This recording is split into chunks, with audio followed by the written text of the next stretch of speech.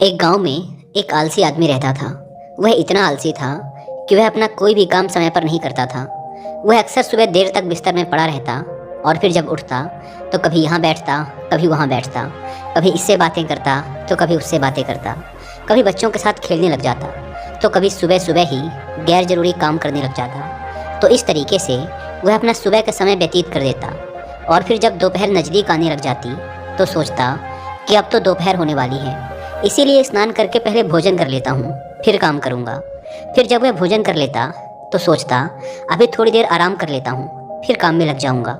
जब वह आराम करने के लिए लेटता तो उसे नींद आ जाती और वह 1.5-2 घंटे की गहरी नींद में चला जाता। जब वह नींद से जागता तब तक शाम का समय नज़दीक आ जाता और वह सोचता अभी थोड़ी देर में काम शुरू करूँगा। लेकिन आदत से लाचार वह फिर कोई गैर ज़रूरी काम पकड़ लेता या फिर किसी मित्र या पड़ोसी से गप्पे मारने लग जाता या फिर कहीं आसपास घूमने निकल जाता। इस तरीके से उसकी शाम भी बीत जाती और रात आ जाती। रात में भोजन के पश्चात जब वह सोने के लिए जाता तो वह आत्मग्लानि से भर जाता। उसे यह सोचकर बड़ा दुख होता कि मेरा आज का दिन भी यूं ही बर्बाद हो गया। वह रात को यह निश्चय करके सोता कि मैं कल सुबह जल्दी उठकर अपने काम पर लग जाऊंगा, किसी प्रकार का टाल मटोल नहीं करूंगा और ना ही आलस्य करूंगा। लेकिन जब सुबह होती तो उसका आलस्य फिर उसे घेर लेता। उसका बिस्तर छोड़ने का मन नहीं करता।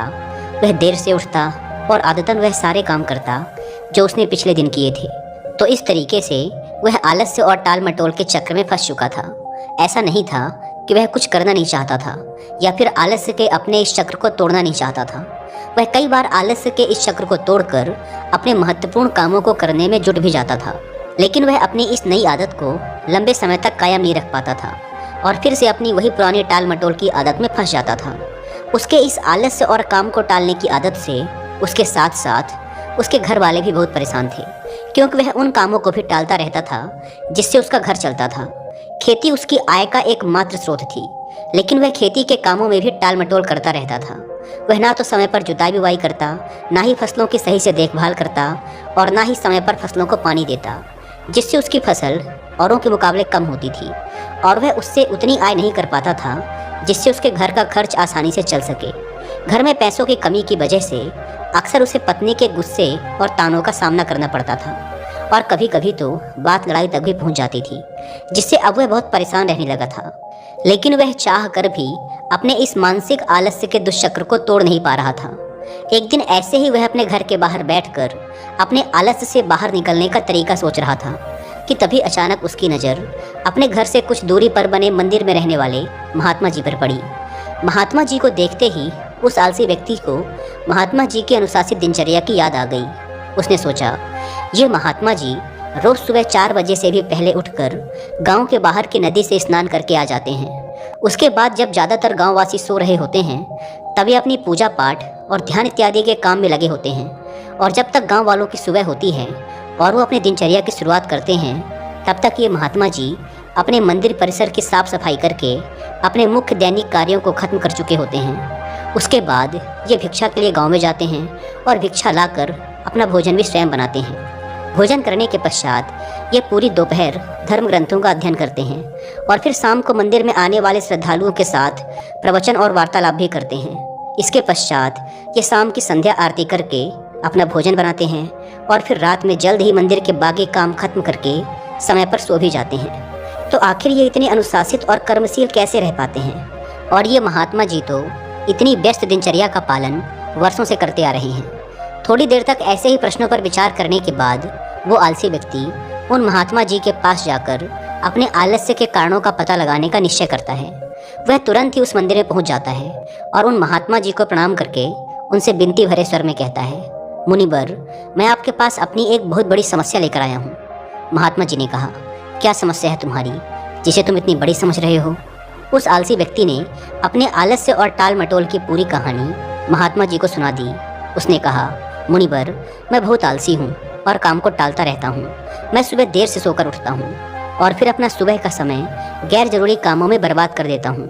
उसके बाद मैं सारा दिन अपने महत्वपूर्ण कामों को टालता रहता हूँ और मेरा पूरा दिन बस यूं ही बर्बाद हो जाता है। और जब रात होती है तो मुझे खुद पर ग्लानि होती है और दुख भी होता है कि मैंने पूरा दिन बस यूं ही बर्बाद कर दिया। लेकिन अगले दिन मैं फिर वही सारी गलतियां दोहराता हूँ और समय को बर्बाद करता हूँ।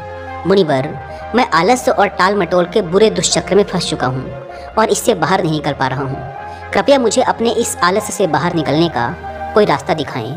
मैं आपके पास बड़ी उम्मीद लेकर आया हूँ। उस आलसी व्यक्ति की बात पूरे ध्यान से सुनने के बाद महात्मा जी ने कहा, आलस्य वो सुख है जो हमें दुखी दुख देता है। कार्य या परिश्रम करने की क्षमता होने के बावजूद उस कार्य को ना करना या उसे करने में टाल मटोल करना ही आलस्य करना कहलाता है। और ये आलस्य व्यक्ति को कहीं का नहीं छोड़ता।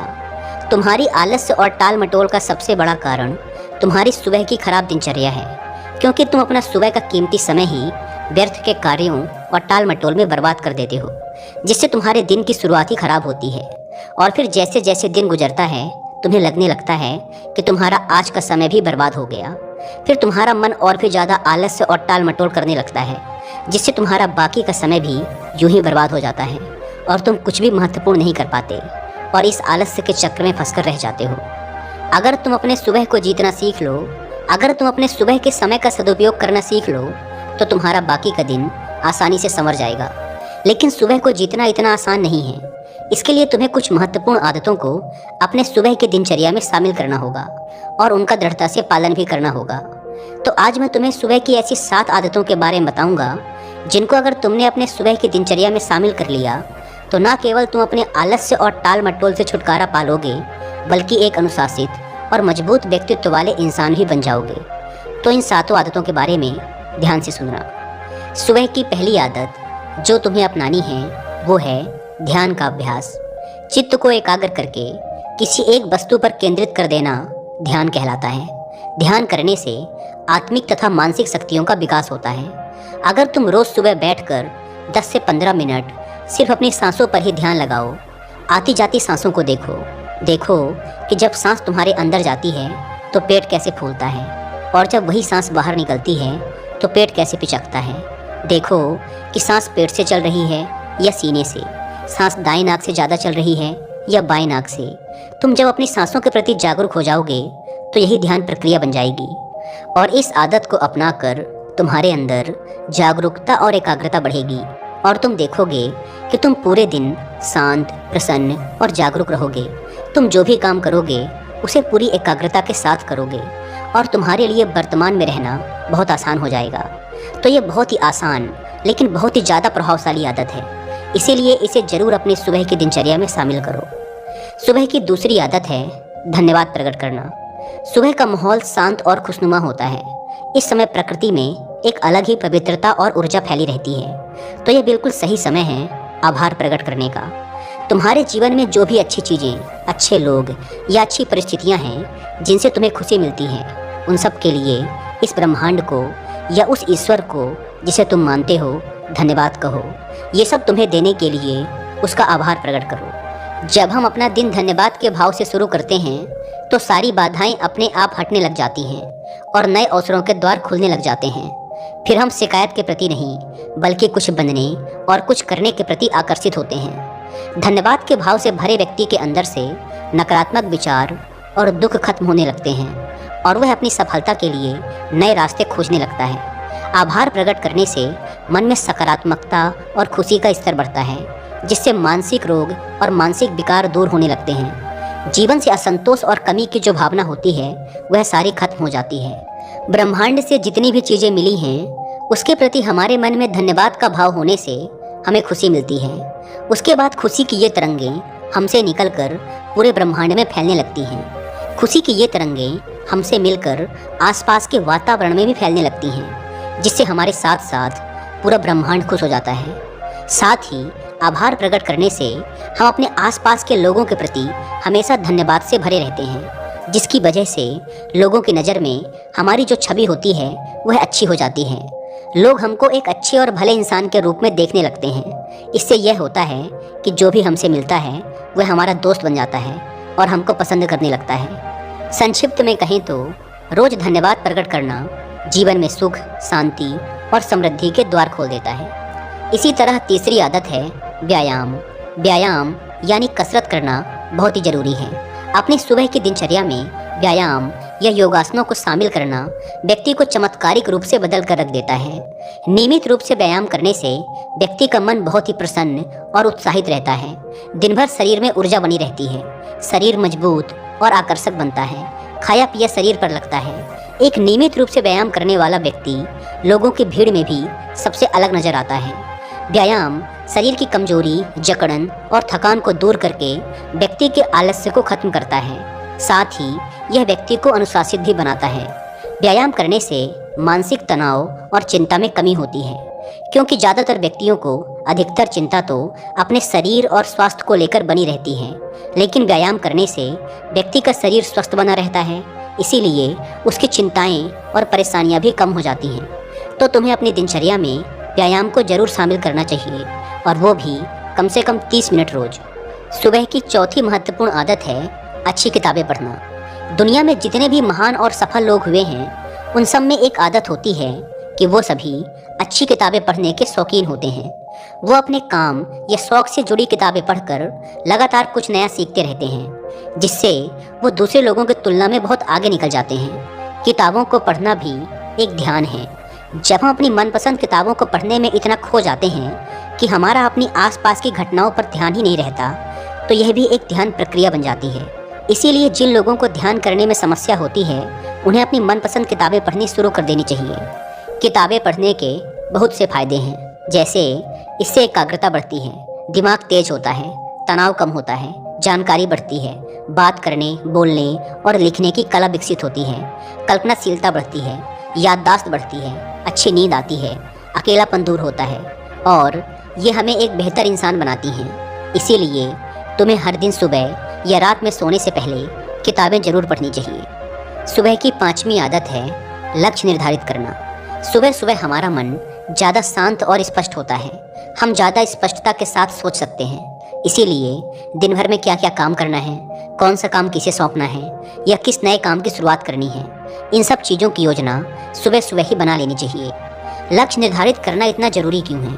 क्योंकि हमारा मन इतना चंचल होता है कि वह एक दिशा में आगे बढ़ने के लिए तैयार नहीं होता, बल्कि जो मन को अच्छा लगता है उसी दिशा में कार्य करने के लिए हमें मजबूर करता रहता है। मन की इच्छाएं मौसम की तरह होती हैं, जो हर कुछ समय अंतराल के बाद बदलती ही रहती हैं। इसीलिए मन की इन इच्छाओं को नियंत्रित करने के लिए लक्ष्य को निर्धारित करना बहुत आवश्यक होता है। जब हम लिखित रूप में अपना लक्ष्य निर्धारित कर लेते हैं, तो हमारा लक्ष्य हमें एकदम साफ साफ दिखाई देने लगता है और लक्ष्य निर्धारण के द्वारा हम अपने मन पर काफ़ी हद तक काबू भी पा लेते हैं।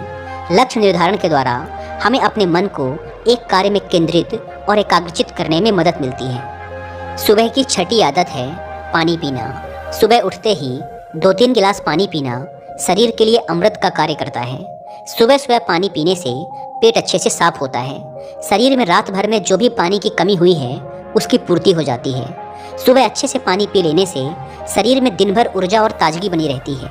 सुबह ज़्यादा पानी पीने का एक फ़ायदा ये भी होता है कि फिर हमें दिन भर बार बार प्यास नहीं लगती। अगर शरीर में पर्याप्त पानी की मात्रा बनी रहती है, तो इसके बहुत सारे फायदे भी होते हैं। जैसे इससे शरीर की अच्छे से सफाई हो जाती है, त्वचा चमकदार और सुंदर दिखती है, दिमाग तेजी से कार्य करता है, पाचन में सुधार होता है और शरीर का वजन नियंत्रित रहता है, जिससे शरीर को आलस्य और थकान कम होती है। इसीलिए सुबह उठकर गुनगुना पानी पीना बहुत ही अच्छी आदत है। सुबह की 7वीं अच्छी आदत है कि सुबह का नाश्ता अच्छा और पौष्टिक हो। नाश्ता हमारे दिन का पहला भोजन होता है, इसीलिए इसका पौष्टिक और अच्छा होना बेहद ज़रूरी है। अगर हम सुबह सुबह ही ज़्यादा भारी, तेल युक्त या कोई ऐसा नाश्ता कर लेते हैं जो हमारे शरीर के लिए अच्छा नहीं है, तो हमें सुबह सुबह ही भारीपन और आलस्य महसूस होने लगता है, जिससे हम अपने कामों पर सही से ध्यान नहीं दे पाते। और अगर हम भूख होने के बाद भी सुबह नाश्ता नहीं करते, तो फिर हमें कमजोरी, भूख और थकान सताने लगती है, जिसकी वजह से भी हमारा काम पर मन नहीं लगता। इसीलिए अगर हमें सुबह भूख महसूस होती है, तो अच्छा और पौष्टिक नाश्ता जरूर कर लेना चाहिए। लेकिन ये ज़रूरी है कि भूख लगे। नाश्ता ज़बरदस्ती या फिर सिर्फ नियम पूरा करने के लिए नहीं करना है।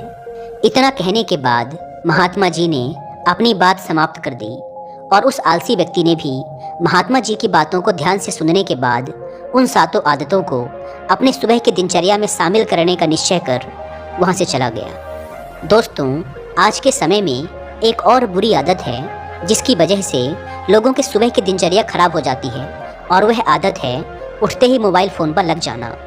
आजकल तो लोगों के सुबह की शुरुआत ही मोबाइल के साथ होती है। उठते ही सोशल मीडिया पर लग जाते हैं और सुबह के लिए इससे बुरा काम और कुछ हो ही नहीं सकता। आपको सुबह उठने के बाद 1.5 से 2 घंटे तक स्क्रीन को नहीं देखना होता है, इससे दूर रहना होता है। देखिए, मोबाइल हमारी सुविधा के लिए बनाया गया है और ये बहुत अच्छा है, लेकिन अगर यही मोबाइल हमें बीमार और कमज़ोर बना रहा है तो यह बहुत बुरा है और ये हमारी कमज़ोरी है, क्योंकि मोबाइल खुद से उछलकर हमारे हाथों में नहीं आता। वो हम ही हैं, वो हमारी ही कमज़ोरी है जो इससे चिपके रहते हैं और फिर बोलते हैं कि मोबाइल का एडिक्शन छूट नहीं रहा। ऐसे दोष देने से कुछ नहीं होगा। हमें खुद को संभालना और सुधारना होगा, खुद पर नियंत्रण लाना होगा और सुबह के स्क्रीन टाइम को बिल्कुल ख़त्म करना होगा। ना लैपटॉप, ना टीवी और ना ही मोबाइल। सुबह अलार्म के लिए भी मोबाइल का उपयोग नहीं करना। अलार्म के लिए एक छोटी सी अलार्म घड़ी खरीद लो, क्योंकि किसी भी बहाने से सुबह हाथों पर मोबाइल नहीं आना चाहिए। तो ये थी वो 8 आदतें जिन्हें अगर आप अपनी सुबह की दिनचर्या में शामिल कर लेते हैं तो आपकी सुबह तो शानदार बनेगी ही, साथ ही आप अपनी ज़िंदगी में बहुत ही सफल और खुशहाल भी रहेंगे।